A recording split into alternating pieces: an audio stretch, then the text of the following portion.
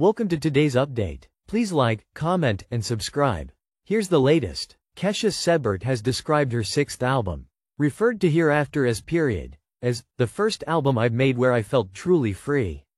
It comes accompanied by a lengthy world tour, advertised by a photo in which the singer expresses her freedom, in what you have to say is a very Kesha-like manner, by riding a jet ski while topless. Long-term observers of her turbulent career may note that this doesn't seem so different from the way she framed her third album, 2017's Rainbow, which she described at the time as truly saving my life, and featured her on the cover naked and was accompanied by a tour called Fuck the World. View image in fullscreen. Kesha. Photograph. AP. But it would be remiss to deny her the ability to make a similar point again. Rainbow was released at the height of her legal battle with her former producer, Dr. Luke Godwald. Kesha had accused him of sexual assault and other allegations, which he denied, resulting in a series of lawsuits and countersuits. Although alternative producers were found to work on Rainbow, she was still legally obliged to release the album, and its two successors, on Godwald's Kemosabe label. The two reached a settlement in 2023. Her contract with Kemosabe expired shortly afterwards, and Period is now released on her own label.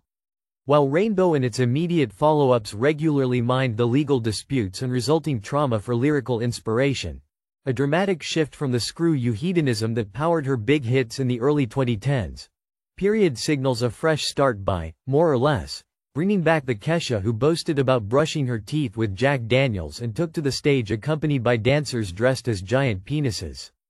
Only the piano ballad Closer Cathedral seems entirely rooted in recent events. Life was so lethal. I died in the hell so I could start living again.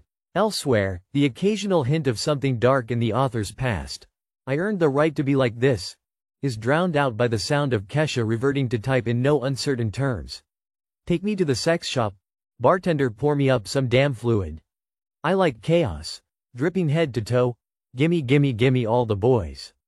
And who can blame her?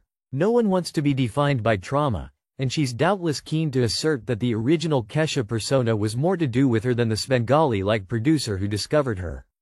Furthermore, it's a weirdly timely return. In 2010, Kesha's hot mess persona made her an outlier, albeit an outlier whose debut single TikTok sold 14 million digital copies worldwide.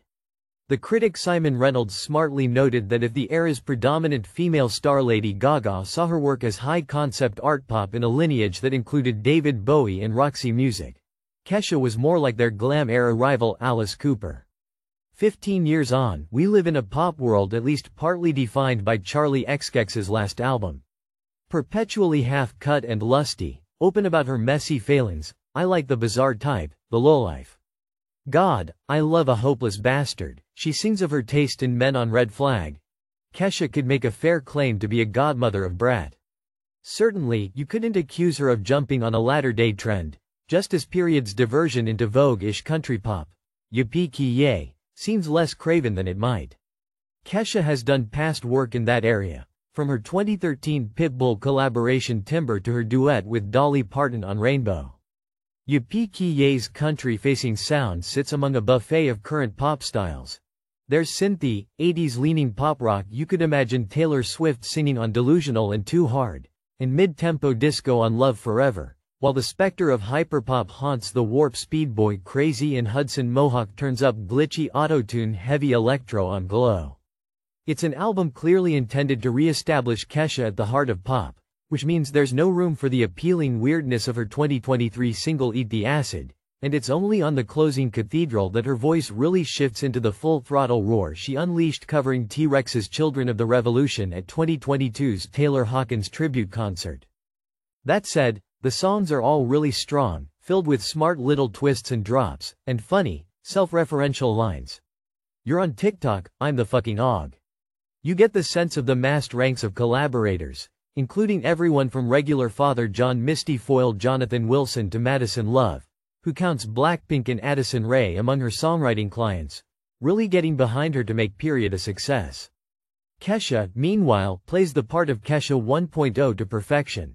For all the lurid lyrical excesses, it never feels as if she's trying too hard. And why would it?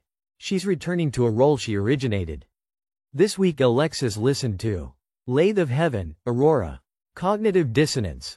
Lathe of Heaven look weirdly like a new wave of British heavy metal band, but Aurora's sound is equal parts smeary shoegazing and epic early 80s synthpop. Great song regardless.